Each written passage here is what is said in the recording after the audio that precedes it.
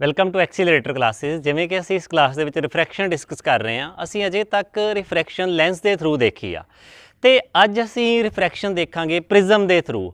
ਪਹਿਲਾਂ ਅਸੀਂ ਜਾਣ ਲੈਂਦੇ ਹਾਂ ਕਿ ਇਹ ਪ੍ਰਿਜ਼ਮ ਕੀ ਹੁੰਦਾ ਹੈ। ਪ੍ਰਿਜ਼ਮ ਇਸ ਤਰ੍ਹਾਂ ਦੀ ਇੱਕ ਸ਼ੇਪ ਆ ਜਿਹਦੇ 5 ਸਰਫੇਸ ਹੁੰਦੇ ਆ। ਜਿਵੇਂ ਆਪਾਂ ਕਹਿ ਦਿੰਦੇ ਹਾਂ ਕਿ ਇਸ ਤਰੀਕੇ ਨਾਲ 2 ਸਰਫੇਸ ਹੋਣਗੇ ਤੇ ਜਿਹੜਾ ਇੱਕ ਪਿੱਛੇ ਵਾਲਾ ਸਰਫੇਸ ਆ ਤੇ ਜਿਹੜਾ ਇਹ ਵਾਲਾ ਸਰਫੇਸ ਆ, ਇਹ ਕੀ ਆ, ਦੋਨੋਂ ਇੱਕ ਦੂਜੇ ਦੇ ਉੱਪਰ ਇਨਕਲਾਈਨਡ ਆ। ਮਤਲਬ ਇਹ ਜਿਹੜੇ ਦੋਨੋਂ ਸਰਫੇਸ ਆ ਇਹ ਇੱਕ ਦੂਜੇ ਦੇ ਉੱਪਰ ਐਂਗਲ ਬਣਾ ਰਹੇ ਆ। ਮੰਨ ਲਓ ਜਿਵੇਂ ਸਾਡੇ ਕੋਲੋਂ ਕੋਈ ਨੋਟਬੁੱਕ ਆ, ਜਿਵੇਂ ਅਸੀਂ ਨੋਟਬੁੱਕ ਨੂੰ ਇਸ ਤਰੀਕੇ ਨਾਲ ਪਕੜਦੇ ਆ, ਇਸ ਤਰੀਕੇ ਨਾਲ ਪਕੜਾਂਗੇ ਤੇ ਇਹਦੇ 5 ਫੇਸ ਬਣਨਗੇ। ਇੱਕ ਨੀਚੇ ਵਾਲਾ ਬਣੇਗਾ, ਇੱਥੇ ਵਾਲਾ, ਇੱਕ ਸਾਹਮਣੇ ਵਾਲਾ ਬਣੇਗਾ, ਇੱਕ ਪਿੱਛੇ ਵਾਲਾ ਬਣੇਗਾ ਤੇ 2 ਇਹ ਵਾਲੇ ਬਣਨਗੇ।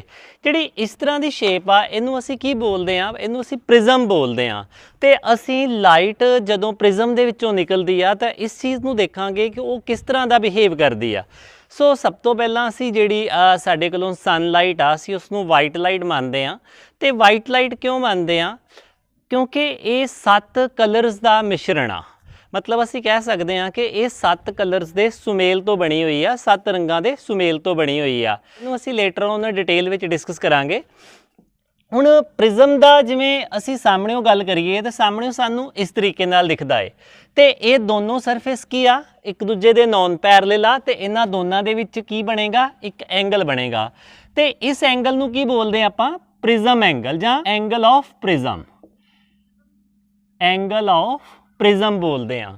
ਆਮ ਤੌਰ ਤੇ ਜਿੰਨਾ ਐਂਗਲ ਇਹ ਬਣੇਗਾ ਉਨਾ ਹੀ ਐਂਗਲ ਇਹ ਬਣੇਗਾ, ਉਨਾ ਹੀ ਐਂਗਲ ਇਹ ਬਣੇਗਾ। ਕਿਤੇ ਕਿਤੇ ਵੇਰੀ ਕਰ ਸਕਦਾ ਹੈ। 10th ਕਲਾਸ ਦੇ ਮੁਤਾਬਕ ਕੀ ਆ, ਇਹ ਐਂਗਲ ਸੇਮ ਹੀ ਰਹਿਣਗੇ। ਹੁਣ ਇਸ ਪ੍ਰਿਜ਼ਮ ਦੀ ਇੱਕ ਖਾਸੀਅਤ ਆ, ਆਈਜ਼ੈਕ ਨਿਊਟਨ ਨੇ ਸਭ ਤੋਂ ਪਹਿਲਾਂ ਦੇਖਿਆ ਕਿ ਜਦੋਂ ਇਸ ਪ੍ਰਿਜ਼ਮ ਦੇ ਵਿੱਚੋਂ ਲਾਈਟ ਗੁਜ਼ਰਦੀ ਆ ਤੇ ਲਾਈਟ ਕੀ ਕਰਦੀ ਆ? ਲਾਈਟ ਇੱਕ ਸਪੈਕਟਰਮ ਪ੍ਰੋਡਿਊਸ ਕਰਦੀ ਆ। ਸਪੈਕਟਰਮ ਮਤਲਬ ਉਹ 7 ਕਲਰਸ ਦਾ ਇੱਕ ਬੈਂਡ ਪ੍ਰੋਡਿਊਸ ਕਰਦੀ ਆ। ਜਿਵੇਂ ਮੈਂ ਕਹਾਂ ਕਿ ਅਸਮਾਨ ਦੇ ਵਿੱਚ ਸਤਰੰਗੀ ਪੀਂਗ ਆ, ਤੇ ਸਤਰੰਗੀ ਪੀਂਗ ਕੀ ਆ? ਇੱਕ ਸਪੈਕਟਰਮ ਆ, ਮਤਲਬ ਇੱਕ ਕਲੈਕਸ਼ਨ ਆਫ ਕਲਰ ਆ ਜਿਨ੍ਹਾਂ ਨੇ ਇੱਕ ਪੈਟਰਨ ਬਣਾਇਆ ਹੋਇਆ ਤੇ ਆਪਾਂ ਉਸ ਪੈਟਰਨ ਨੂੰ ਕੀ ਬੋਲ ਸਕਦੇ ਹਾਂ? ਸਪੈਕਟਰਮ ਬੋਲ ਸਕਦੇ ਹਾਂ। ਸੋ ਇਸੇ ਤਰੀਕੇ ਨਾਲ ਅਸੀਂ ਇਹਦੇ ਵਿੱਚ ਇਸ ਪ੍ਰਿਜ਼ਮ ਦੇ ਵਿੱਚ ਰਿਫਰੈਕਸ਼ਨ ਦੇਖਾਂਗੇ। ਸਭ ਤੋਂ ਪਹਿਲਾਂ ਰਿਫਰੈਕਸ਼ਨ ਨੂੰ ਦੇਖਣ ਤੋਂ ਪਹਿਲਾਂ ਅਸੀਂ ਕੀ ਕਰਦੇ ਹਾਂ? ਇਹਦੇ ਦੋਨੋਂ ਹੀ ਸਾਈਡਸ ਤੇ ਕੀ ਕਰਦੇ ਆ? ਨਾਰਮਲ ਬਣਾ ਲੈਂਦੇ ਆ। ਮੈਂ ਇੱਥੇ ਇੱਕ ਨਾਰਮਲ ਬਣਾ ਲੈਣਾ, ਇੱਕ ਇੱਧਰ N1 ਤੇ ਇੱਕ ਨਾਰਮਲ ਬਣਾ ਲੈਣਾ ਇੱਧਰ N2। ਨਾਰਮਲ ਦਾ ਕੀ ਮਤਲਬ ਆ? ਨਾਰਮਲ ਦਾ ਮਤਲਬ ਆ ਕਿ ਸਾਹਮਣੇ ਵਾਲੀ ਜਿਹੜੀ ਸਾਈਡ ਆ ਪ੍ਰਿਜ਼ਮ ਦੀ ਉਹਦੇ ਉੱਪਰ 90 ਡਿਗਰੀ ਦਾ ਐਂਗਲ। ਜੇ 90 ਡਿਗਰੀ ਦਾ ਇਹ ਵਾਲਾ ਐਂਗਲ ਬਣੇਗਾ ਤਾਂ ਇਹ ਵੀ 90 ਦਾ ਬਣੇਗਾ, ਇਹ ਵੀ 90 ਦਾ ਬਣੇਗਾ ਤੇ ਇਹ ਵੀ 90 ਦਾ ਬਣੇਗਾ। ਇਸੇ ਤਰੀਕੇ ਨਾਲ ਅਸੀਂ ਇੱਧਰ ਵੀ 90 ਡਿਗਰੀ ਦਾ ਐਂਗਲ ਬਣਾਵਾਂਗੇ। ਸੋ ਅਸੀਂ ਜਦੋਂ ਨਾਰਮਲ ਦੀ ਗੱਲ ਕਵਾਂਗੇ ਤਾਂ ਇਹਦਾ ਮਤਲਬ ਸਾਨੂੰ ਆਟੋਮੈਟਿਕਲੀ ਸਮਝਣਾ ਪਏਗਾ ਕਿ ਇਹ ਕੀ ਆ? ਇਹ ਸਾਹਮਣੇ ਵਾਲੇ ਸਰਫੇਸ ਦੇ ਉੱਪਰ 90 ਡਿਗਰੀ ਐਂਗਲ ਬਣਾ ਰਿਹਾ ਹੈ। ਹੁਣ ਜਦੋਂ ਇਨਸੀਡੈਂਟ ਰੇ ਆਉਂਦੀ ਆ, ਜਿਵੇਂ ਆਪਾਂ ਮੰਨੀਏ ਕਿ ਇੱਕ ਸਾਈਡ ਤੋਂ ਇਨਸੀਡੈਂਟ ਰੇ ਆਈ, ਇੱਧਰੋਂ ਇਨਸੀਡੈਂਟ ਰੇ ਆਈ, ਮਤਲਬ ਇੱਕ ਪ੍ਰਕਾਸ਼ ਦੀ ਕਿਰਨ ਆਈ।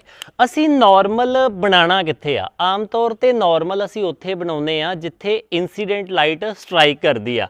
ਜਿਵੇਂ ਆਪਾਂ ਇੱਥੇ ਇਨਸੀਡੈਂਟ ਰੇ ਪਹਿਲਾਂ ਆਈ ਤੇ ਹੁਣ ਅਸੀਂ ਕੀ ਕੀਤਾ ਕਿ ਇਹ ਜਿੱਥੇ ਇਨਸੀਡੈਂਟ ਰੇ ਪ੍ਰਿਜ਼ਮ ਨੂੰ ਮਿਲ ਰਹੀ ਆ, ਜਿੱਥੇ ਪ੍ਰਿਜ਼ਮ ਦੇ ਸਟ੍ਰਾਈਕ ਕਰ ਰਹੀ ਆ, ਆਪਾਂ ਉਹਦੇ ਹਿਸਾਬ ਨਾਲ ਇੱਥੇ ਇੱਕ ਨਾਰਮਲ ਬਣਾ ਲਵਾਂਗੇ। ਹੁਣ ਨਾਰਮਲ ਦੇ ਨਾਲ ਜਿਹੜਾ ਐਂਗਲ ਬਣਦਾ ਹੈ ਕਿਹਦਾ? ਇਨਸੀਡੈਂਟ ਰੇ ਦਾ। ਉਹਨੂੰ ਆਪਾਂ ਕੀ ਬੋਲਦੇ ਆ? Incident angle. I ਦੇ ਨਾਲ ਲਿਖਦੇ ਆ ਇਨਸੀਡੈਂਟ ਐਂਗਲ।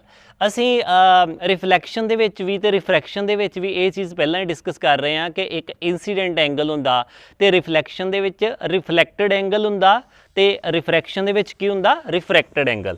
ਸੋ ਇਹ ਕੀ ਹੋਏਗਾ? ਇਨਸੀਡੈਂਟ ਐਂਗਲ ਹੋਏਗਾ। ਐਕਚੁਅਲ ਦੇ ਵਿੱਚ ਇਹ ਜਿਹੜੀ ਰੇ ਆ ਇਨਸੀਡੈਂਟ ਰੇ ਆ, ਮਤਲਬ ਇਨਸੀਡੈਂਟ ਮਤਲਬ ਆਉਣ ਵਾਲੀ ਰੇ। ਇਹ ਕਿੱਧਰ ਨੂੰ ਜਾ ਰਹੀ ਸੀ? ਇਹ ਇੱਧਰ ਨੂੰ ਜਾ ਰਹੀ ਸੀ। ਜੇਕਰ ਇਹ ਪ੍ਰਿਜ਼ਮ ਨਾ ਮਿਲਦਾ ਤੇ ਇਹ ਇਸ ਤਰੀਕੇ ਨਾਲ ਸਿੱਧੀ ਹੀ ਜਾਂਦੀ। ਆਪਾਂ ਕੀ ਕਹਿ ਸਕਦੇ ਹਾਂ ਕਿ ਇਨਸੀਡੈਂਟ ਰੇ ਦੀ ਡਾਇਰੈਕਸ਼ਨ ਕੀ ਆ? ਇਹ ਵਾਲੀ ਆ। ਇਨਸੀਡੈਂਟ ਰੇ ਪਹਿਲਾਂ ਇੱਧਰ ਨੂੰ ਜਾ ਰਹੀ ਸੀ ਪਰ ਪ੍ਰਿਜ਼ਮ ਆ ਗਿਆ ਅੱਗੇ। ਹੁਣ ਦੇਖੋ, ਆਪਾਂ ਜੇਕਰ ਕਹੀਏ ਕਿ ਬਾਹਰ ਵਾਲਾ ਮੀਡੀਅਮ ਜਿਹੜਾ ਹੈ ਉਹ ਰੇਅਰ ਆ ਤੇ ਪ੍ਰਿਜ਼ਮ ਜਿਹੜਾ ਹੈ ਉਹ ਡੈਂਸਰ ਆ। ਮਤਲਬ ਇੱਥੇ ਕੀ ਹੋ ਗਿਆ ਕਿ ਰਿਫਰੈਕਸ਼ਨ ਦਾ ਇੱਕ ਫਿਨੋਮੀਨਾ ਹੋ ਗਿਆ ਕਿ ਲਾਈਟ ਕਿੱਧਰੋਂ ਕਿੱਧਰ ਜਾ ਰਹੀ ਆ?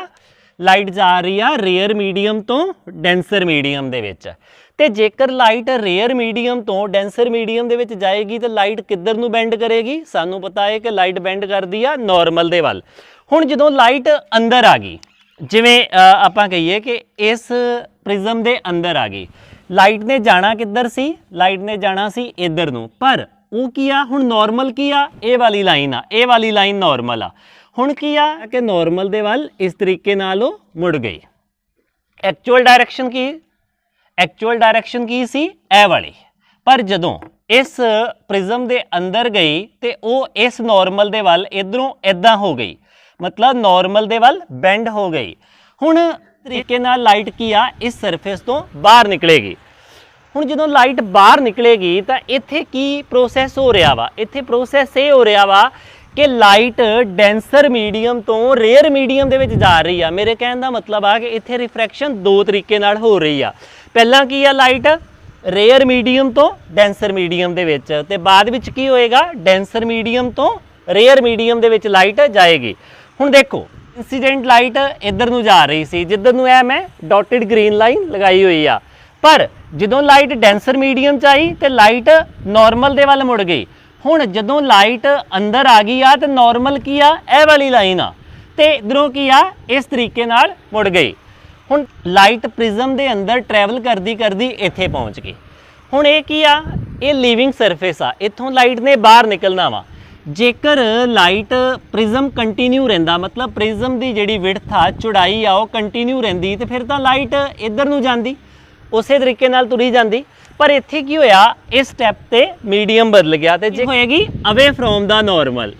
ये इत्थे अवे फ्रॉम दा नॉर्मल किवें होई, इस चीज़ नूं ध्यान नाल समझो कि यह इंसीडेंट रे इधर नूं जा रही सी, अंदर गई ते नॉर्मल दे वाल बैंड हो गई। कितना नॉर्मल दे वाल बैंड होई, इन्ना बैंड हो गई। ਹੁਣ ਲਾਈਟ ਇੱਥੋਂ ਬਾਹਰ ਨਿਕਲਣਾ ਵਾ। ਜੇ ਪ੍ਰਿਜ਼ਮ ਚੌੜਾ ਹੁੰਦਾ, ਮੰਨ ਲਓ ਇੱਥੋਂ ਤੱਕ ਹੁੰਦਾ ਤੇ ਲਾਈਟ ਨੇ ਵਿੱਚੋਂ ਦੀ ਇਦਾਂ ਹੀ ਤੁਰੀ ਜਾਣਾ ਸੀ, ਪਰ ਨਹੀਂ, ਇਹ ਪ੍ਰਿਜ਼ਮ ਇੰਨਾ ਕੁ ਹੀ ਚੌੜਾ ਵਾ, ਇਹਦੀ ਜਿਹੜੀ ਵਿਡਥ ਆ ਇੰਨੀ ਕਾ।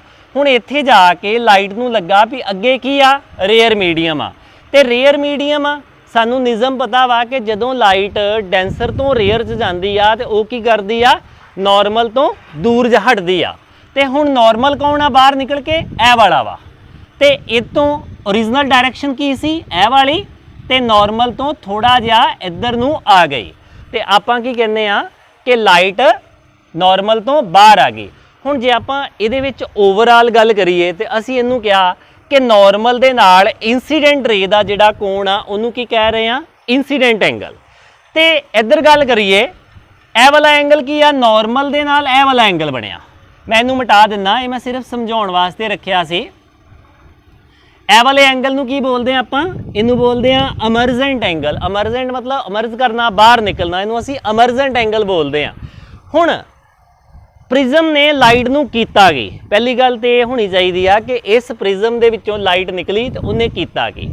ਤੇ ਇਹਦੇ ਵਿੱਚ ਆਪਾਂ ਇਹ ਦੇਖ ਰਹੇ ਆ ਕਿ ਓਰੀਜਨਲੀ ਲਾਈਟ ਕਿੱਧਰ ਨੂੰ ਜਾ ਰਹੀ ਸੀ। ਓਰੀਜਨਲੀ ਲਾਈਟ ਜਿਹੜੀ ਆ ਉਹ ਇੱਧਰ ਨੂੰ ਜਾ ਰਹੀ ਸੀ, ਪਰ ਜਦੋਂ ਪ੍ਰਿਜ਼ਮ ਦੇ ਵਿੱਚੋਂ ਨਿਕਲੀ ਤੇ ਲਾਈਟ ਕਿੱਧਰ ਨੂੰ ਜਾ ਰਹੀ ਆ, ਅਸੀਂ ਦੇਖ ਰਹੇ ਹਾਂ ਕਿ ਲਾਈਟ इधर ਨੂੰ ਜਾ ਰਹੀ ਆ। फाइनल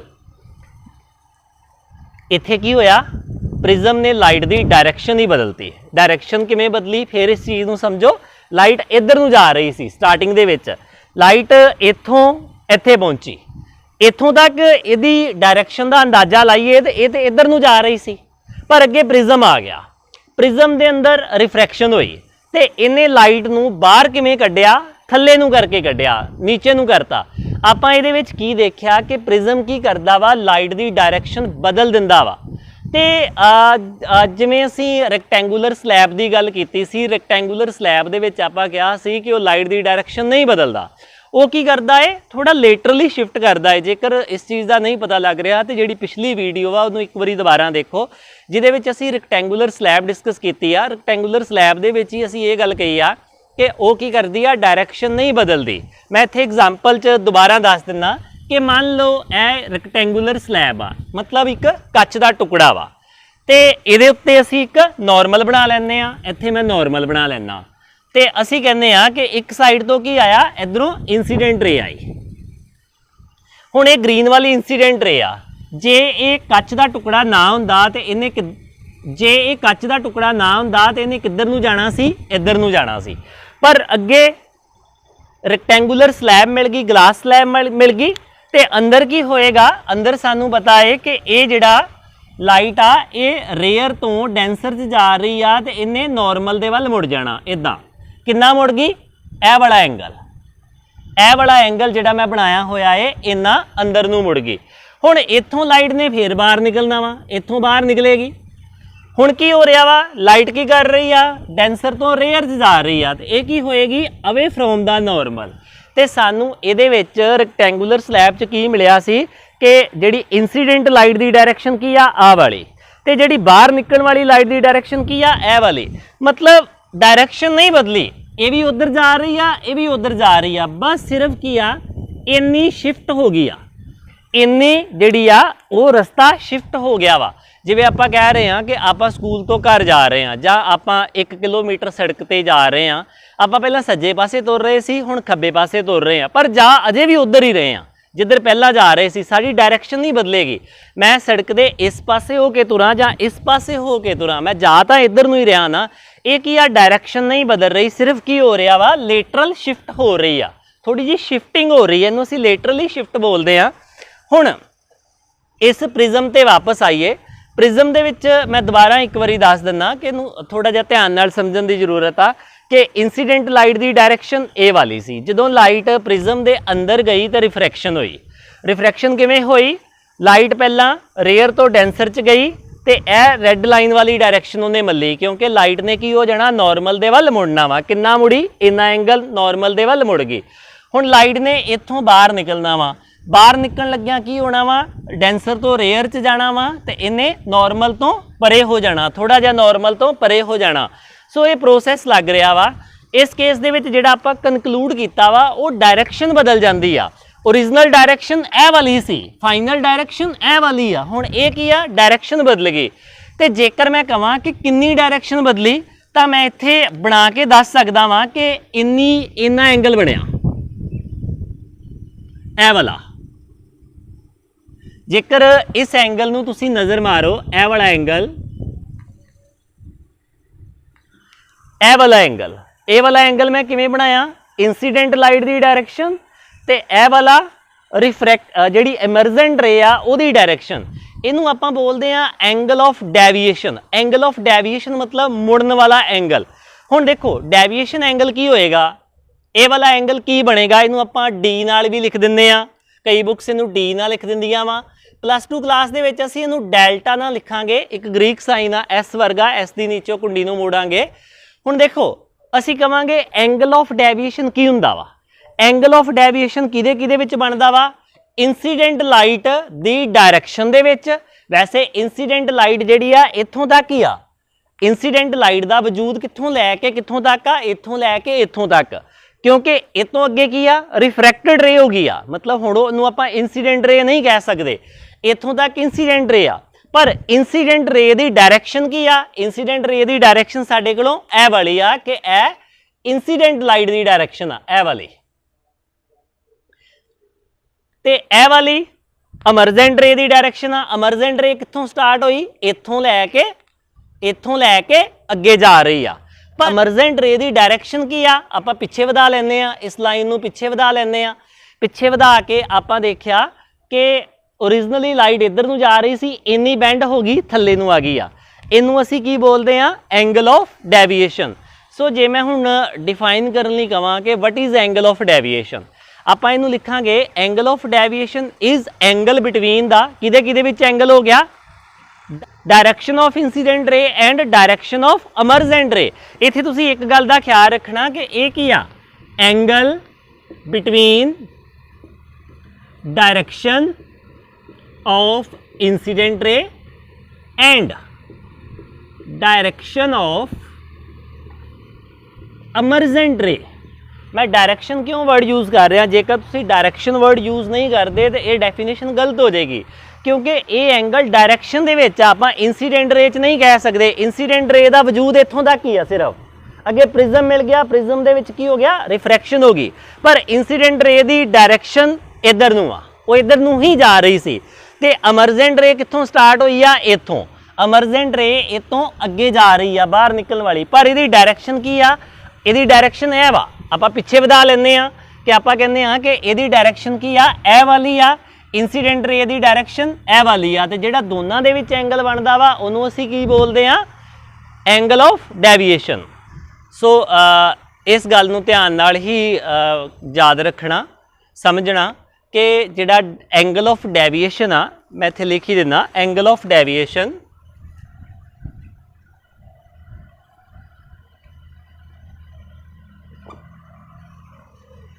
सो मैं लिख ही दिता है angle of deviation. Angle of deviation angle between direction of incident ray and direction of emergent रे, बाहर निकलने वाली रे। हुण ये तो हो गए बेसिक हो गए कि इहदे विच प्रिज्म किहो जी चीज़ आ कि उहदे दो सरफेस जिहड़े आ दो रिफ्रैक्टिंग सरफेस जिन्हां दे विचों आपां रिफ्रैक्शन कराउणी आ वो सरफेस की गल कर रहे हैं।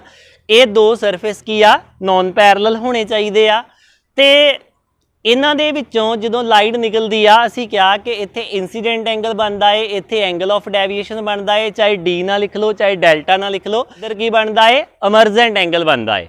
हुण इहदे बारे प्रिज्म बारे आपां होर पढ़दे हैं कि प्रिज्म होर जदों प्रिज्म दे विचों लाइट निकलती आ ते प्रिज्म करदा की है।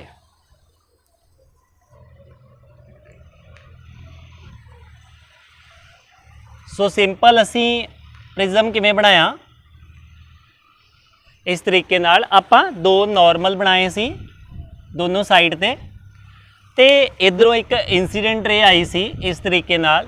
इंसीडेंट रे दी डायरैक्शन ए वाली सी ते लाइट जदों इस प्रिज्म दे अंदर गई ते लाइट ए वाला रस्ता फॉलो किया ए वाला ते लाइट हुण इत्थों बाहर निकल गई। असीं कहने आ कि लाइट इत्थों बाहर निकल गई, इस तरीके नाल बाहर निकली ते ए वाली इंसीडेंट ए वाली एमरजेंट है बाहर निकलने वाली ते ए इंसीडेंट की डायरैक्शन ए एमरजेंट की डायरैक्शन। असी इंसीडेंट नू डॉटेड लाइन के जरिए अगे वधाया, इस एमरजेंट रे नू पिछे वधाया ते ये जिहड़ा एंगल बनता है इनू की बोलिया आपां एंगल ऑफ डेविएशन ते इनू की बोलिया इंसीडेंट एंगल, इनू की बोलिया एमरजेंट एंगल ते इनू की बोलिया सी एंगल ऑफ प्रिज्म। ये प्रिज्म का एंगल है, एंगल ऑफ प्रिज्म। सो साडे कोलों ये वाली डायग्राम बनी आ।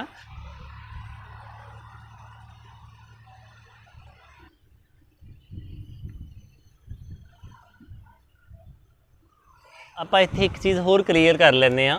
लो मेरे कोलों एक प्रिज्म आ इस तरीके नाल ते जेकर मैं इनू इत्थों कट देवां, जेकर मैं इनू इत्थों कट दिना वा, उपरला भाग वखरा कर दिना वा ते मैं तुहानूं पुछदा वां कि ये प्रिज्म आ? आपां कह सकते हैं कि ये जिहड़ा प्रिज्म दा आपां उपरला भाग कट दिता वा कि हुण आपां इहनूं प्रिज्म कह सकते हैं कि जां कुछ होर आ? देखो इस चीज़ का जवाब आ कि असीं इसनूं वरतना किद्दां वा इस चीज़ ते डिपेंड करदा। जेकर मैं इहदे ए वाले सरफेस वरतने आ, मैं कहां कि इंसीडेंट रे इधरों आई ते अंदर इस तरीके नाल गई ते लाइट इस तरीके नाल बाहर निकली, फिर तो मैं कह सकदा वां कि यह की आ प्रिज्म आ। क्योंकि जेकर मैं पार्ट रख भी लेंदा तो मेरी रिफ्रैक्शन थले थले ही होगी तो मैनू उपरले पार्ट की जरूरत ही नहीं पई तो ये मैनू प्रिज्म वांगू काम दे रहा वा। सो जेकर इस तरह की शेप भी आ तो मेरा काम चलता पिया वा तो मैं कह सकदा वां प्रिज्म आ। प्रिज्म आम तौर पर लाइट नू बेस वाल मोड़दा वा, इहदा बेस की आ नीचे आ। ये हुण देखो जेकर फ्रैक्शन ए वाले सरफेस की करा रहा वा, मतलब लाइट मेरी इधरों इधर जा रही आ जां इधरों इधर जा रही आ ते ये दोनों सरफेस की आ पैरलल आ। जेकर लाइट इधरों इधर जाएगी तो लाइट किद्दां बिहेव करेगी जिद्दां रैक्टेंगुलर स्लैब चों कीता सी। पर जेकर मैं सरफेस आ वाले वरतांगा, मतलब लाइट इधरों दी एंटर हुई तो इधरों दी बाहर निकली, फिर इन्हें की बन जाना, इन्हें प्रिज्म वांगू बिहेव करना वा।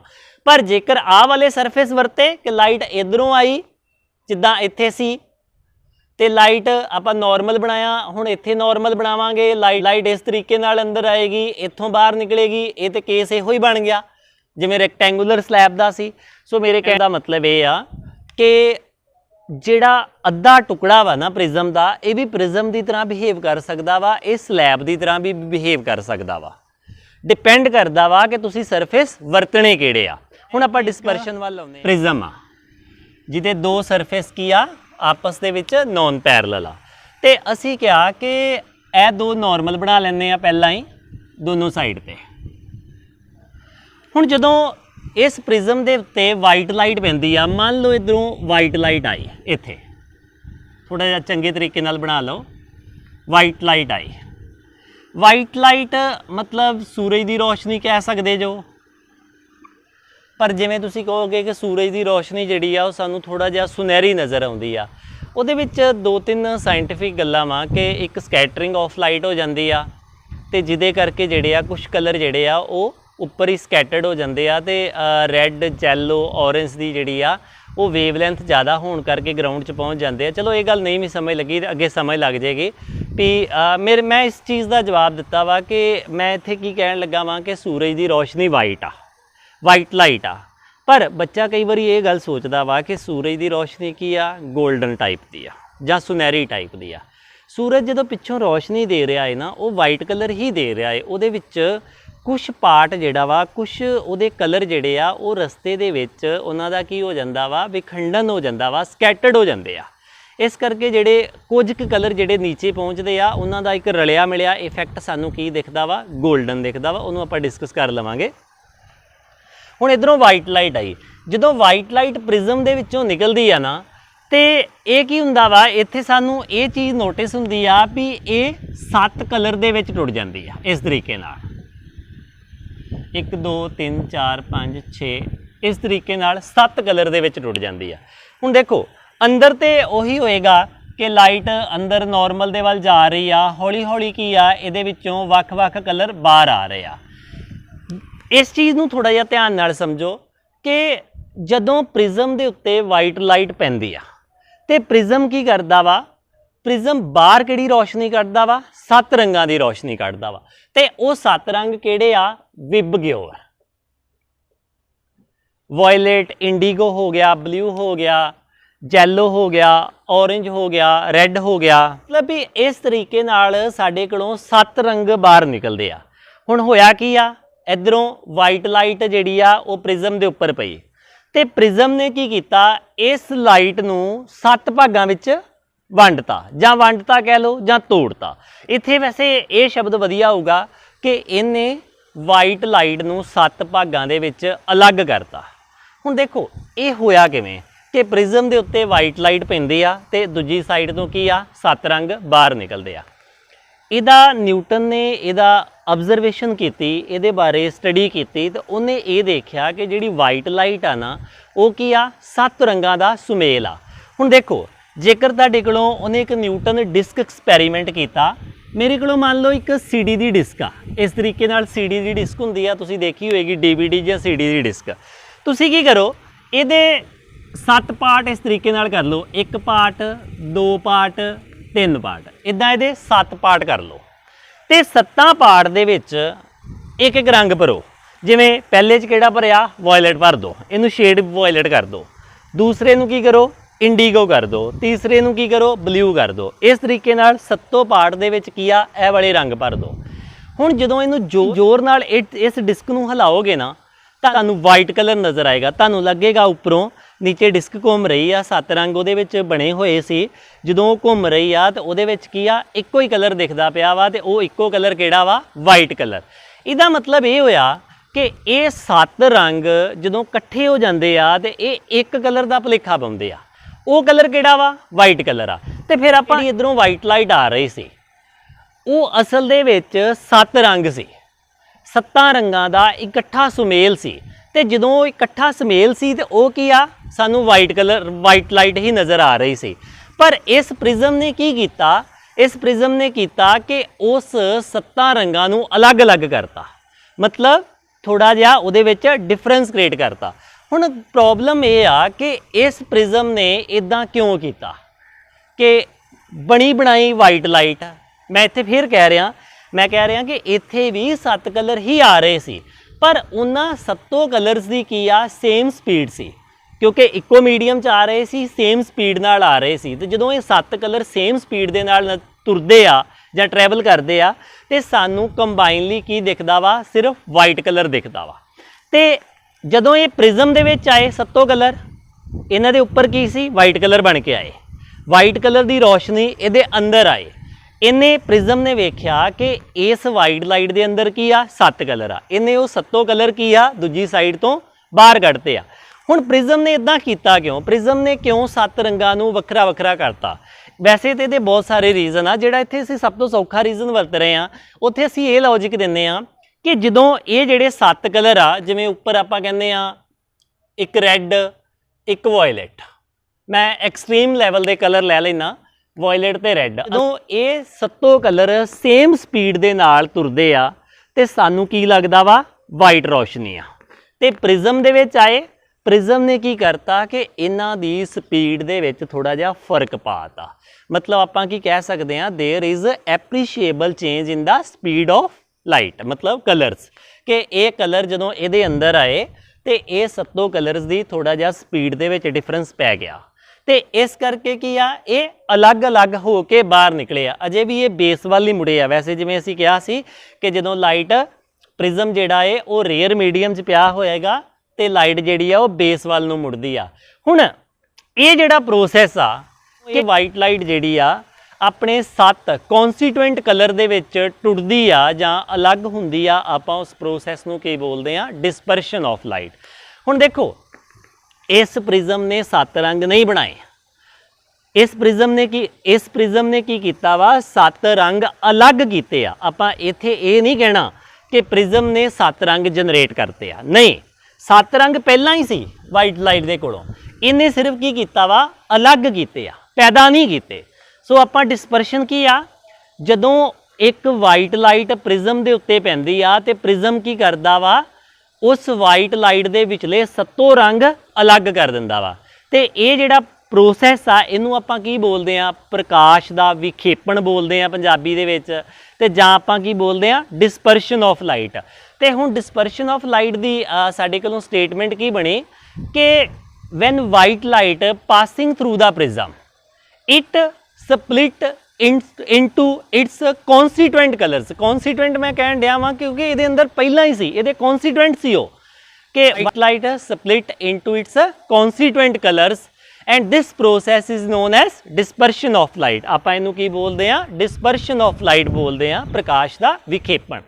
ਹੁਣ ਦੇਖੋ ਜੇਕਰ ਮੈਂ ਲਾਈਟ ਇਧਰੋਂ 7 ਕਲਰ ਨਿਕਲ ਰਹੇ ਆ, ਸਭ ਤੋਂ ਇੱਥੇ ਰੰਗ ਕਿਹੜਾ ਨਿਕਲਦਾ ਵਾ? ਇੱਥੇ ਨਿਕਲਦਾ ਰੈੱਡ। ਸਭ ਤੋਂ ਨੀਚੇ ਕਲਰ ਕਿਹੜਾ ਆਂਦਾ? ਵਾਇਲਟ। ਆਪਾਂ ਇੱਥੋਂ ਦੇਖਣਾ ਵਾ ਰੈੱਡ 2 ਨੰਬਰ ਤੇ ਕਿਹੜਾ ਹੋਏਗਾ? ਔਰੇਂਜ ਹੋਏਗਾ। 3 ਤੇ ਯੈਲੋ ਹੋਏਗਾ। ਇਸੇ ਤਰੀਕੇ ਨਾਲ ਨੀਚੇ ਨੂੰ ਆਏਗਾ। ਹੁਣ ਜੇ ਆਪਾਂ ਇੱਥੇ ਇੱਕ ਕੁਐਸਚਨ ਆਮ ਤੌਰ ਤੇ ਪੁੱਛਿਆ ਜਾਂਦਾ ਵਾ ਕਿ ਸਭ ਤੋਂ ਜ਼ਿਆਦਾ ਬੈਂਡ ਜਿਹੜਾ ਵਾ ਉਹ ਕਿਹੜਾ ਕਲਰ ਹੋਇਆ? ਸਭ ਤੋਂ ਜ਼ਿਆਦਾ ਬੈਂਡ। ਤੇ ਆਪਾਂ ਇੱਥੇ ਵੇਖਦੇ ਹਾਂ, ਦੇਖੋ ਉਹ ਕਿੱਦਾਂ ਦੇਖਾਂਗੇ। ਇੰਸੀਡੈਂਟ ਲਾਈਟ ਦੀ ਡਾਇਰੈਕਸ਼ਨ ਕੀ ਆ? ਇਹ ਵਾਲੀ ਸੀ। ਰੈੱਡ ਕਲਰ ਦਾ ਐਂਗਲ ਕੀ ਬਣੇਗਾ? ਰੈੱਡ ਕਲਰ ਦਾ ਇਹ ਵਾਲਾ ਐਂਗਲ ਬਣਿਆ, ਆਪਾਂ ਇਹਨੂੰ ਰੈੱਡ ਕਲਰ ਹੀ ਦੇ ਦਿੰਦੇ ਆ। ਰੈੱਡ ਕਲਰ ਦਾ ਐਂਗਲ ਬਣਿਆ ਇਹ ਵਾਲਾ। ਵਾਇਲਟ ਕਲਰ ਦਾ ਐਂਗਲ ਕਿਹੜਾ ਬਣੇਗਾ? ਆਪਾਂ ਇਹਨੂੰ ਵਾਇਲਟ ਕਲਰ ਦੇ ਦਿੰਦੇ ਆ। ਵਾਇਲਟ ਕਲਰ ਇਹ ਹੋ ਗਿਆ। ਬਾਹਰ ਵਾਲੇ ਆਪਾਂ 2 ਲੈ ਲਏ, ਇੱਕ ਰੈੱਡ ਇੱਕ ਵਾਇਲਟ। ਹੁਣ ਦੇਖੋ ਇਹਦਾ ਐਂਗਲ ਕਿੰਨਾ ਬਣਿਆ? ਇਹ ਵਾਲਾ ਐਂਗਲ ਕਿਹਦਾ ਵੱਡਾ ਵਾ? ਰੈੱਡ ਦਾ ਵੱਡਾ ਕਿ ਵਾਇਲਟ ਦਾ ਵੱਡਾ? ਰੈੱਡ ਦਾ ਐਂਗਲ ਕਿੰਨਾ ਵਾ? ਰੈੱਡ ਦਾ ਸਿਰਫ ਐਂਗਲ ਆ ਇੰਨਾ, ਇਹ ਵਾਲਾ। ਤੇ ਵਾਇਲਟ ਦਾ ਕਿਹੜਾ ਵਾ?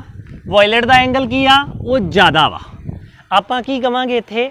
ਕਿਹੜਾ ਰੰਗ ਸਭ ਤੋਂ ਜ਼ਿਆਦਾ ਬੈਂਡ ਹੋਇਆ? ਤੇ ਆਪਾਂ ਕਵਾਂਗੇ ਵਾਇਲਟ ਕਲਰ ਹੋਇਆ। ਇਹ ਤੁਹਾਨੂੰ ਹਮੇਸ਼ਾ ਭੁਲੇਖਾ ਲੱਗਾ ਰਹਿਣਾ ਕਿ ਡਿਸਪਰਸ਼ਨ ਦੇ ਵਿੱਚ ਸਭ ਤੋਂ ਜ਼ਿਆਦਾ ਬੈਂਡਿੰਗ ਕਿਹਦੀ ਹੁੰਦੀ ਆ ਤੇ ਜਾਂ ਸਭ ਤੋਂ ਘੱਟ ਬੈਂਡਿੰਗ ਕਿਹਦੀ ਹੁੰਦੀ ਆ। ਆਪਾਂ ਕਹਿਣਾ ਵਾ ਕਿ ਸਭ ਤੋਂ ਘੱਟ ਬੈਂਡਿੰਗ ਹੁੰਦੀ ਆ ਰੈੱਡ ਦੀ। ਰੈੱਡ ਦਾ ਸਭ ਤੋਂ ਘੱਟ ਐਂਗਲ ਬਣੇਗਾ ਡੈਵੀਏਸ਼ਨ ਐਂਗਲ। ਡੈਵੀਏਸ਼ਨ ਐਂਗਲ ਆਪਾਂ ਪਹਿਲਾਂ ਹੀ ਸਮਝ ਗਏ ਆ ਕਿ ਇਨਸੀਡੈਂਟ ਲਾਈਟ ਦੀ ਡਾਇਰੈਕਸ਼ਨ ਦੇ ਵਿੱਚ ਬਾਹਰ ਆਉਣ ਵਾਲੀ ਰੇਜ਼ ਜਿਹੜਾ ਐਂਗਲ ਬਣਾਉਂਦੀ ਆ। ਰੈੱਡ ਦਾ ਅਸੀਂ ਆਪਣਾ ਬਣਾ ਕੇ ਵੇਖ ਲਿਆ ਇਨਸੀਡੈਂਟ ਨਾਲ, ਤੇ ਵਾਇਲਟ ਦਾ ਅਸੀਂ ਆਪਣਾ ਬਣਾ ਕੇ ਦੇਖ ਲਿਆ। ਤੇ ਸਾਨੂੰ ਪਤਾ ਵਾ ਕਿ ਲੀਸਟ ਬੈਂਡਿੰਗ ਕਿਹਦੀ ਹੋਈ ਆ? ਸਭ ਤੋਂ ਲੀਸਟ ਬੈਂਡਿੰਗ ਉਹ ਹੋਈ ਆ ਰੈੱਡ ਦੀ। ਤੇ ਸਭ ਤੋਂ ਜ਼ਿਆਦਾ ਬੈਂਡਿੰਗ ਕਿਹਦੀ ਹੋਈ ਆ?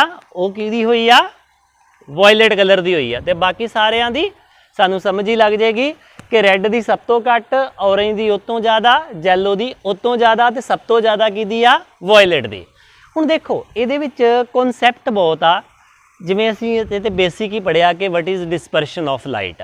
कि लाइट ਜਦੋਂ ਵਾਈਟ ਲਾਈਟ ਪ੍ਰਿਜ਼ਮ ਦੇ ਉੱਪਰ ਪੈਂਦੀ ਆ ਤਾਂ ਪ੍ਰਿਜ਼ਮ ਕੀ ਕਰਦਾ ਹੈ, ਉਸ ਵਾਈਟ ਲਾਈਟ ਨੂੰ ਉਹਦੇ 7 ਰੰਗਾਂ ਦੇ ਵਿੱਚ ਅਲੱਗ ਕਰ ਦਿੰਦਾ ਹੈ ਤੇ ਇਸ ਪ੍ਰੋਸੈਸ ਨੂੰ ਅਸੀਂ ਕੀ ਕਹੀ ਜਾਂਦੇ ਆ, ਡਿਸਪਰਸ਼ਨ ਆਫ ਲਾਈਟ ਕਹੀ ਜਾਂਦੇ ਆ। ਅਗਲੇ ਸਟੈਪ ਤੇ ਅਸੀਂ ਇਹ ਵੀ ਸਮਝ ਲਿਆ ਕਿ ਇਹ 7 ਰੰਗ ਕਿਵੇਂ ਬਣਨੇ ਆ, ਇਹ ਵਿਬਗਿਓਰ ਬਣਨਾ ਵਾ, ਇਹ ਰੰਗ ਬਣਨੇ ਆ ਤੇ ਇਹ ਰੰਗ ਜਦੋਂ ਇਕੱਠੇ ਹੋ ਕੇ ਇਸ ਤਰੀਕੇ ਨਾਲ ਬਾਹਰ ਨਿਕਲਣਗੇ ਤੇ ਇਹ ਕੀ ਆ, ਇੱਕ ਰੰਗਾਂ ਦਾ ਬੈਂਡ ਬਣਾਉਣਗੇ, ਮਤਲਬ ਇੱਕ ਸਪੈਕਟਰਮ ਬਣਾਉਣਗੇ। ਸਪੈਕਟਰਮ ਜਿਵੇਂ ਸਤਰੰਗੀ ਪੀਂਗ ਦੇ ਵਿੱਚ ਵੀ ਸਪੈਕਟਰਮ ਹੁੰਦਾ, ਸੋ ਅਸੀਂ ਇਹਨੂੰ ਕੀ ਕਹਿੰਦੇ ਆ, ਸਪੈਕਟਰਮ ਕਹਿ ਦਿੰਦੇ ਆ। ਇਹ 7 ਕਲਰ ਦਾ ਜਿਹੜਾ ਇਕੱਠੇ ਤੌਰ ਤੇ ਜਦੋਂ ਸਾਨੂੰ ਥੋੜੇ ਥੋੜੇ ਡਿਫਰੈਂਸ ਤੇ ਨਜ਼ਰ ਆਉਂਦੇ ਆ, ਸਪੈਕਟਰਮ ਬੋਲਦੇ ਆ।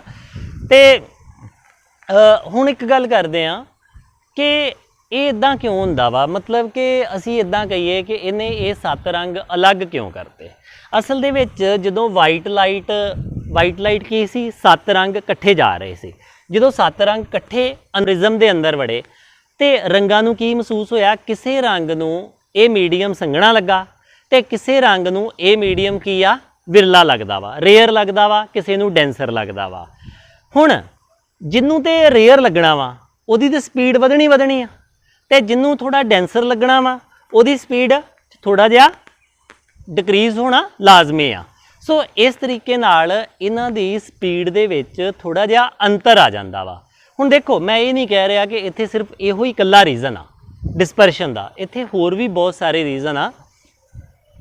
ਇੱਥੋਂ ਨਿਊਟਨ ਨੇ ਇੱਕ ਗੱਲ ਕੰਸੀਡਰ ਕੀਤੀ ਆ ਕਿ ਜਿਹੜਾ ਰਿਫਰੈਕਟਿਵ ਇੰਡੈਕਸ ਆ, ਜਿਵੇਂ ਅਸੀਂ ਲਿਖਦੇ ਆ ਰਿਫਰੈਕਟਿਵ ਇੰਡੈਕਸ, ਇਹ ਕੀ ਆ, ਇਨਵਰਸਲੀ ਪ੍ਰੋਪੋਰਸ਼ਨਲ ਆ ਲੈਮਡਾ ਕੀ ਆ, ਵੇਵਲੈਂਥ, ਇਹਨੂੰ ਅਸੀਂ ਬੋਲਦੇ ਆ ਵੇਵ ਲੈਂਥ।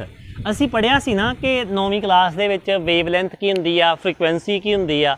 ਹੁਣ ਜਦੋਂ ਲਾਈਟ ਇੱਕ ਵੇਵ ਦੇ ਰੂਪ ਵਿੱਚ ਟਰੈਵਲ ਕਰਦੀ ਆ, ਬੇਸ਼ੱਕ ਅਸੀਂ ਇੱਥੇ ਮੰਨਦੇ ਆ ਕਿ ਲਾਈਟ ਇਨਸੀਡੈਂਟ ਰੇ ਆ ਰਹੀ ਹੈ, ਜਿਵੇਂ ਅਸੀਂ ਕਹਿੰਦੇ ਆ ਕਿ ਇੱਥੇ ਰੇ ਆ, ਪਰ ਜੇਕਰ ਅਸੀਂ ਰੰਗਾਂ ਨੂੰ ਸਮਝਣਾ ਹੋਵੇ ਤਾਂ ਸਾਨੂੰ ਲਾਈਟ ਨੂੰ ਵੇਵ ਮੰਨਣਾ ਪੈਣਾ ਵਾ। ਅਸੀਂ ਇੱਥੇ ਇਹ ਗੱਲ ਕਹਿੰਦੇ ਆ ਕਿ ਜਿਸ ਕਲਰ ਦੀ ਵੇਵਲੈਂਥ ਜ਼ਿਆਦਾ ਹੋਏਗੀ ਉਹਨੂੰ ਰਿਫਰੈਕਟਿਵ ਇੰਡੈਕਸ ਕੀ ਆ, ਘੱਟ ਮਹਿਸੂਸ ਹੋਏਗਾ। ਮਤਲਬ ਦੇਖੋ ਉਲਟਾ ਵਾ, ਰਿਫਰੈਕਟਿਵ ਇੰਡੈਕਸ ਜ਼ਿਆਦਾ ਤੇ ਲੈਮਡਾ ਘੱਟ। ਆਪਾਂ ਕਿਹਾ ਲੈਮਡਾ ਜ਼ਿਆਦਾ, ਰਿਫਰੈਕਟਿਵ ਇੰਡੈਕਸ ਘੱਟ। ਹੁਣ ਦੇਖੋ ਨਿਊਟਨ ਨੇ ਨੋਟ ਕੀਤਾ ਕਿ ਜੇਕਰ ਅਸੀਂ ਵਾਇਲਟ ਤੋਂ ਆਪਾਂ ਰੈੱਡ ਵੱਲ ਨੂੰ ਜਾਂਦੇ ਆ ਤੇ ਕੀ ਵੱਧਦਾ ਵਾ, ਵੇਵਲੈਂਥ ਵੱਧਦੀ ਆ, ਵੇਵ ਲੈਂਥ। ਹੁਣ ਇਹ ਕਨਸੈਪਟ ਨੂੰ ਧਿਆਨ ਨਾਲ ਦੇਖੋ, ਸਭ ਤੋਂ ਜ਼ਿਆਦਾ ਵੇਵਲੈਂਥ ਕਿਹਦੀ ਹੁੰਦੀ ਆ, ਰੈੱਡ ਦੀ। ਸਭ ਤੋਂ ਘੱਟ ਵੇਵਲੈਂਥ ਕਿਹਦੀ ਹੁੰਦੀ ਆ, ਵਾਇਲਟ ਦੀ। ਮਤਲਬ ਜਦੋਂ V ਤੋਂ R ਵੱਲ ਜਾਂਦੇ ਆ, ਜਿਵੇਂ ਜਿਵੇਂ ਅੱਗੇ ਨੂੰ ਜਾਂਦੇ ਆ ਵੇਵਲੈਂਥ ਵੱਧਦੀ ਜਾਂਦੀ ਆ। ਵਾਇਲਟ ਨਾਲੋਂ ਜ਼ਿਆਦਾ ਵੇਵਲੈਂਥ ਇੰਡੀਗੋ ਦੀ, ਇਹਦੇ ਨਾਲੋਂ ਜ਼ਿਆਦਾ ਬਲੂ ਦੀ, ਉਹ ਤੋਂ ਸਭ ਤੋਂ ਜ਼ਿਆਦਾ ਰੈੱਡ ਦੀ। ਹੁਣ ਜੇਕਰ ਅਸੀਂ ਉੱਪਰੋਂ ਇੱਧਰੋਂ ਇੱਧਰ ਆਈਏ, ਰੈੱਡ ਤੋਂ ਵਾਇਲਟ ਵੱਲ ਆਈਏ, ਫਿਰ ਕੀ ਵੱਧਦਾ ਵਾ, ਫਿਰ ਵੱਧਦਾ ਵਾ ਫ੍ਰੀਕੁਐਂਸੀ। ਫਿਰ ਫ੍ਰੀਕੁਐਂਸੀ ਵੱਧਦੀ ਆ, ਜਿਹੜੀ ਅਸੀਂ 9ਵੀਂ ਕਲਾਸ ਦੇ ਵਿੱਚ ਪੜ੍ਹੀ ਆ। ਅਸੀਂ ਪੜ੍ਹਿਆ ਕਿ ਵੇਵ ਕੋਲੋਂ ਫ੍ਰੀਕੁਐਂਸੀ ਵੀ ਹੁੰਦੀ ਆ ਤੇ ਵੇਵ ਕੋਲੋਂ ਕੀ ਹੁੰਦਾ ਵਾ, ਵੇਵਲੈਂਥ ਵੀ ਹੁੰਦੀ ਆ। ਇਹ ਚੀਜ਼ ਨੂੰ ਧਿਆਨ ਨਾਲ ਯਾਦ ਕਰ ਲੈਣਾ ਕਿ ਜਦੋਂ V ਤੋਂ R ਵੱਲ ਜਾਓਗੇ ਤੇ ਵੇਵਲੈਂਥ ਵਧੇਗੀ,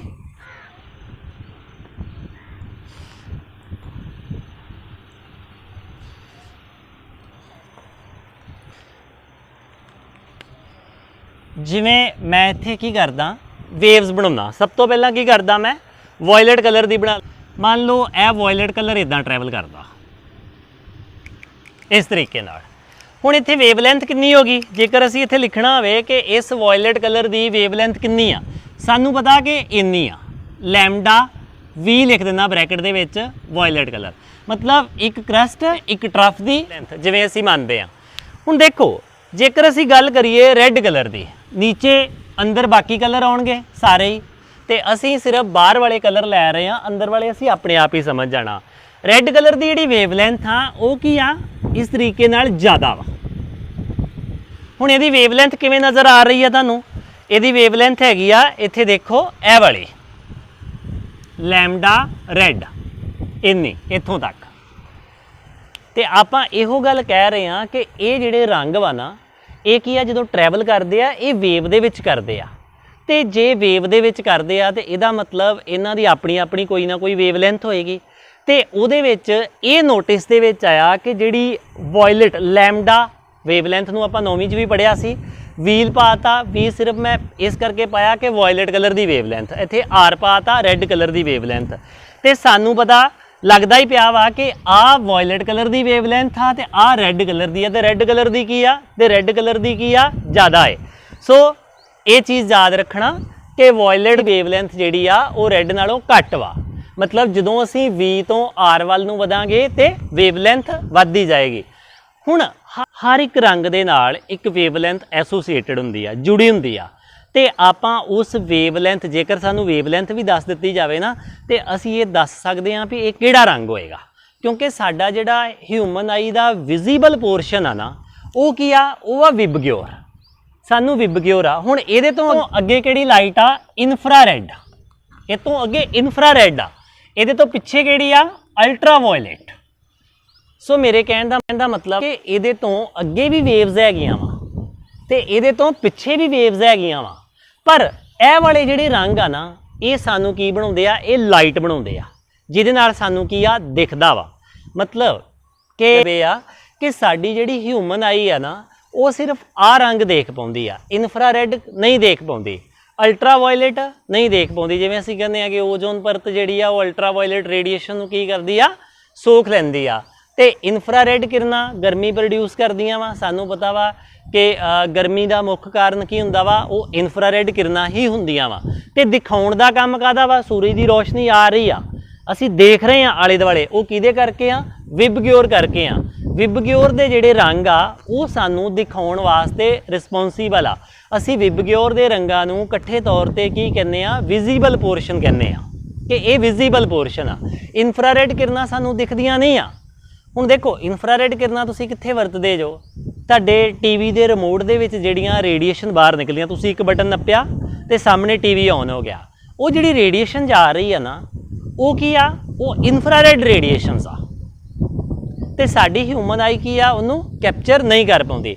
ਪਰ ਜੇਕਰ ਤੁਸੀਂ ਰਿਮੋਟ ਨੂੰ ਆਪਣੇ ਮੋਬਾਈਲ ਦਾ ਕੈਮਰਾ ਖੋਲੋਗੇ ਤੇ ਰਿਮੋਟ ਦਾ ਥੱਲੇ ਰੱਖ ਕੇ ਬਟਨ ਪ੍ਰੈਸ ਕਰੋਗੇ ਤੇ ਤੁਹਾਨੂੰ ਉਹਦੇ ਵਿੱਚੋਂ ਇੱਕ ਲਾਈਟ ਫਲੈਸ਼ ਹੁੰਦੀ ਨਜ਼ਰ ਆਏਗੀ। ਇਹ ਵੀ ਅੰਦਾਜ਼ਾ ਲਗਾ ਸਕਦੇ ਜੋ ਕਿ ਤੁਹਾਡੇ ਰਿਮੋਟ ਦੇ ਸੈੱਲ ਕੰਮ ਕਰ ਰਹੇ ਆ ਜਾਂ ਤੁਹਾਡਾ ਰਿਮੋਟ ਵਰਕਿੰਗ ਆ ਜਾਂ ਨਹੀਂ ਵਰਕਿੰਗ। ਮੇਰੇ ਕਹਿਣ ਦਾ ਮਤਲਬ ਤੁਸੀਂ ਇਸ ਤਰੀਕੇ ਨਾਲ ਚੈੱਕ ਕਰ ਸਕਦੇ ਜੋ। ਮੈਂ ਇੱਥੇ ਇੱਕ ਫਾਰਮੂਲਾ ਹੋਰ ਲਿਖਿਆ ਸੀ, ਮੈਂ ਉਹਦੇ ਬਾਰੇ ਦੁਬਾਰਾ ਆਉਣਾ, ਇਹ ਵਾਲਾ।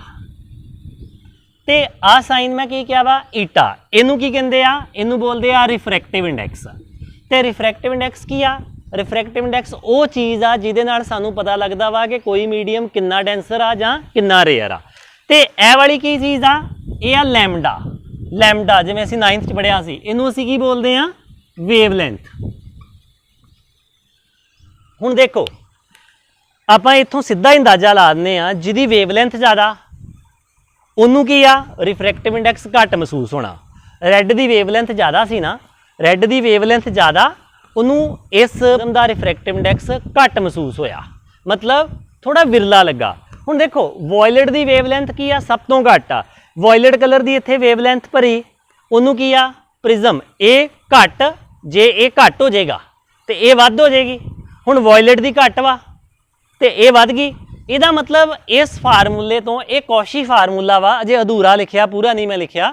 ਇੱਥੋਂ ਇਹ ਸਿੱਧ ਹੁੰਦਾ ਵਾ ਕਿ ਜਿਸ ਕਲਰ ਦੀ ਵੇਵਲੈਂਥ ਜ਼ਿਆਦਾ ਹੈ ਨਾ, ਉਹਨੂੰ ਪ੍ਰਿਜ਼ਮ ਦਾ ਰਿਫਰੈਕਟਿਵ ਇੰਡੈਕਸ ਘੱਟ ਮਹਿਸੂਸ ਹੋਣਾ, ਮਤਲਬ ਉਹਨੂੰ ਜ਼ਿਆਦਾ ਸੰਘਣਾ ਨਹੀਂ ਲੱਗਣਾ। ਤੇ ਜਿਹਦੀ ਵੇਵਲੈਂਥ ਘੱਟ ਵਾ, ਉਹਨੂੰ ਇਹਦਾ ਰਿਫਰੈਕਟਿਵ ਇੰਡੈਕਸ ਕੀ ਆ, ਜ਼ਿਆਦਾ ਲੱਗਣਾ ਵਾ। ਹੁਣ ਦੇਖੋ ਉਹੋ ਹੀ ਗੱਲ ਆ ਗਈ, ਇਹ ਸੱਤੋਂ ਕਲਰ ਰਲ ਕੇ ਅੰਦਰ ਗਏ ਤੇ ਰੈੱਡ ਨੂੰ ਕੀ ਆ, ਪ੍ਰਿਜ਼ਮ ਘੱਟ ਸੰਘਣਾ ਲੱਗਾ, ਮਤਲਬ ਡੈਂਸਰ ਘੱਟ ਲੱਗਾ, ਉਹਨੂੰ ਲੱਗਾ ਕੋਈ ਜ਼ਿਆਦਾ ਫਰਕ ਨਹੀਂ ਪਿਆ। ਪਰ ਵਾਇਲਟ ਨੂੰ ਬਹੁਤ ਜ਼ਿਆਦਾ ਫਰਕ ਪਿਆ, ਵਾਇਲਟ ਨੂੰ ਤੇ ਬਹੁਤ ਸੰਘਣਾ ਲੱਗਾ। ਹੁਣ ਜਦੋਂ ਸੰਘਣਾ ਲੱਗਾ ਤਾਂ ਹੀ ਕਰਕੇ ਤੇ ਵਾਇਲਟ ਸਭ ਤੋਂ ਜ਼ਿਆਦਾ ਬੈਂਡ ਹੋਇਆ ਤੇ ਰੈੱਡ ਸਭ ਤੋਂ ਘੱਟ ਹੋਇਆ, ਕਿਉਂਕਿ ਰੈੱਡ ਨੂੰ ਉਹ ਮੀਡੀਅਮ ਘੱਟ ਸੰਘਣਾ ਲੱਗਿਆ, ਕਿਹਦੇ ਮੁਕਾਬਲੇ, ਵਾਇਲਟ ਦੇ ਕਲਰ ਦੇ ਮੁਕਾਬਲੇ। ਤੇ ਇਸੇ ਤਰੀਕੇ ਨਾਲ ਅੰਦਰ ਵਾਲੇ ਰੈੱਡ ਨਾਲੋਂ ਘੱਟ ਕਿਹਨੂੰ ਮਹਿਸੂਸ ਹੋਇਆ, ਸੰਘਣਾ ਮੀਡੀਅਮ। ਟੌਪਿਕ ਹੋਰ ਕਰਦੇ ਆ, ਰੀਕੰਬੀਨੇਸ਼ਨ ਆਫ ਲਾਈਟ। ਮੰਨ ਲਓ ਜਿਵੇਂ ਇੱਕ ਪ੍ਰਿਜ਼ਮ ਆ ਤੇ ਅਸੀਂ ਇਹ ਚੀਜ਼ ਪੜ੍ਹੀ ਆ ਕਿ ਇਧਰੋਂ ਇਨਸੀਡੈਂਟ ਰੇ ਆਈ ਤੇ ਇਹ ਕੀ ਕਰੇਗਾ, ਇਹ ਲਾਈਟ ਨੂੰ 7 ਕਲਰ ਦੇ ਵਿੱਚ ਤੋੜ ਦੇਗਾ। ਅਸੀਂ ਕੀ ਕਰਦੇ ਆ ਕਿ ਇਹ ਵਾਲਾ ਕਲਰ ਰੈੱਡ ਹੀ ਲੈ ਲੈਂਦੇ ਆ ਕਿ ਸਭ ਤੋਂ ਉੱਪਰ ਵਾਲਾ ਰੈੱਡ, ਨੀਚੇ ਵਾਲਾ ਵਾਇਲਟ, ਤੇ ਅੰਦਰ ਕੀ ਆ, 5 ਕਲਰ ਹੋਰ ਆ। ਅਸੀਂ ਪੜ੍ਹ ਚੁੱਕੇ ਆ ਵਿਬਗਿਓਰ ਦੇ ਵਿੱਚ ਕਿਹੜੇ ਰੰਗ ਆ। ਹੁਣ ਦੇਖੋ जेकर असी की करिए कि इहदे अगे एक प्रिज्म होर रख दिए पर वो प्रिज्म रखिए उल्टा करके, तो हुण की होएगा, यह चीज़ हो जाएगी, यह खत्म हो जाएगा। इत्थों की आ 7 रंग बाहर निकल रहे आ। सब तो उपर कौन आ? रैड आ। सब तो नीचे कौन आ? वायलेट आ। तो ये प्रिज्म की करेगा, ये प्रिज्म इत्थों फाइनली वाइट लाइट बाहर कढ़ेगा, सिंगल लाइट बाहर कर देगा। मतलब इत्थे भी वाइट ते इत्थे भी वाइट आ। इनू असी की बोलते हैं? रीकॉम्बीनेशन ऑफ लाइट। मतलब लाइट रीकॉम्बाइन हो गई। पहला की होया, वाइट तो इत्थे 7 रंगां दे विच टुटी, अगे प्रिज्म नू असी की कीता? उल्टा करके रखता। प्रिज्म ने की कीता? लाइट नू फिर जोड़ दिता ते लाइट अगेन वाइट लाइट हो के बाहर निकली। इस प्रोसैस नू असी बोलते हैं रीकॉम्बीनेशन ऑफ लाइट। मैं इत्थे एक चीज़ होर ऐड करा दिंदा वां, जिवें आपां कहंदे आ कि यह चीज़ आ, एक प्रिज्म आ ते इत्थों एक इंसीडेंट रे आई। मैं हुण इत्थे नॉर्मल नहीं बना रहा, तुसीं नॉर्मल अपने आप बना लेना। तो लाइट इदां अंदर गई तो इस तरीके नाल बाहर निकली। उपर आपां पढ़िया कि एक रैड कलर निकलिया, फिर बाकी सारे कलर निकले 7, सब तो नीचे वायलेट निकलिया। हुण देखो इत्थे आपां ये गल कह रहे हैं कि सिंगल वाइट लाइट आई आ, 7 कलर दे विच टुट गई। मतलब आपां ये कहने आ कि लाइट बैंड भी होई ते 7 रंगां 'च भी टुट गई, मतलब अलग हो गई। पर की ये हो सकदा वा कि लाइट बैंड होवे पर रंग अलग ना होण? मेरे कहण दा मतलब ये आ कि जिवें आपां कहिए कि एक प्रिज्म आ ते उहदे उपर इधरों एक रोशनी आई ते बैंड तो चलो उन्हें होना ही आ, बेस वाल बैंड होना ही आ जिहड़ी फाइनली आ, क्योंकि सानू पता इन्हें किधर नूं जा रही सी, इधर नूं जा रही आ, ते जिहड़ी फाइनल एमरजेंट लाइट आ वो इधर नूं जा रही आ। ये चीज़ असी पढ़ी हुई आ। हुण देखो इत्थे सिंगल लाइट आई ते 7 कलर दे विच टुट गई। आपां इत्थे की बोलांगे? Bending of light with dispersion. मतलब बैंड भी होई ते डिस्पर्शन भी हुई। इत्थे की आ? Bending of light without dispersion. मतलब डिस्पर्शन 7 रंग नहीं अलग होए। कि ये पॉसीबल आ कि लाइट बैंड ते होवे पर डिस्पर्शन ना होवे? हाँ, पर एक कदों आ? जेकर असी इत्थों सिंगल कलर दी लाइट पावांगे, सिंगल वेवलेंथ कलर। मेरे कहने का मतलब आ कि जेकर ਜਿਹੜੇ ਇਹ 7 रंग अलग होए ना, ਆਪਾਂ ਇਹਦੇ ਚੋਂ एक रंग रैड ले लीए मान लो, तो ਆਪਾਂ ਕਹਿੰਦੇ ਆ कि ਇਹ रैड लाइट अगले प्रिज्म ਦੇ इंसीडेंट कराउने आ ਤੇ ਉਹ रैड कलर ਦੀ रोशनी ही बाहर निकलनी आ, ਉਹ रैड कलर ने होर रंगां 'ਚ नहीं टुटना। ਹੁਣ देखो ਜਿਹੜੀ एक मोनोक्रोमैटिक लाइट ਹੁੰਦੀ ਆ, मोनोक्रोमैटिक लाइट ਦਾ मतलब आ सिंगल वेवलेंथ ਦੀ लाइट। ਜਿਵੇਂ ਅਸੀਂ ਇੱਥੇ ਕਿਹਾ ਸੀ वाइट लाइट की आ 7 रंग वा, ਇਹਦੇ अंदर 7 वेवलेंथ आ। ਆਪਾਂ ਇਹਨੂੰ सिंगल वेवलेंथ नहीं कह सकते, पर मोनोक्रोमैटिक लाइट ਕਿਹੜੀ ਹੁੰਦੀ ਆ? सिंगल वेवलेंथ ਦੀ लाइट ਹੁੰਦੀ ਆ। जेकर ਆਪਾਂ इथों सिंगल वेवलेंथ ਦੀ लाइट पावांगे ना, ਉਹਦੀ डिस्पर्शन नहीं होनी, ਉਹ ਕੀ ਹੋਣਾ? सिर्फ बैंडिंग होनी आ। सो मैं ਇੱਥੇ ਇਹ ਗੱਲ ਦੱਸਣਾ ਚਾਹੁੰਦਾ ਵਾਂ कि ਜਿਹੜਾ प्रिज्म आ ਉਹਦੇ ਵਿੱਚ 2 ਚੀਜ਼ਾਂ पॉसीबल आ, बैंडिंग विद डिस्पर्शन कि bending without dispersion. Bending with dispersion कदों ਹੁੰਦੀ ਆ? ਜਦੋਂ वाइट लाइट ਪੈਂਦੀ आ। बैंडिंग विदाउट डिस्पर्शन कदों ਹੁੰਦੀ ਆ? ਜਦੋਂ सिंगल कलर ਦੀ ਜਿਹੜੀ लाइट आ वो प्रिज्म ਤੇ ਪੈਂਦੀ ਆ। जे सिंगल कलर दी आ, सानू पता है कि वो सिंगल कलर च ही रहेगी, वो टुटेगी नहीं, वो डिस्पर्शन नहीं होएगी अगले पासे, सिर्फ बाहर निकलेगी। सो लगभग ये प्रिज्म का 10th क्लास का टॉपिक खत्म हो गया। +2 वास्ते बेसिक टॉपिक आ। कल असी +2 वास्ते प्रिज्म का इस तो अगे स्टडी करांगे कि प्रिज्म के एंगल किवें बनते आ, ਉਹਦੇ 'ਚ मिनीमम डेविएशन की बनती आ। इत्थों तक ये वाला जिहड़ा लैक्चर आ वो 10th ते +2 ਲਈ ਸਾਂਝਾ है, पर इस तो अगे जिहड़ी असी प्रिज्म की गल करांगे वो +2 क्लास ਲਈ होएगी। सो धन्यवाद।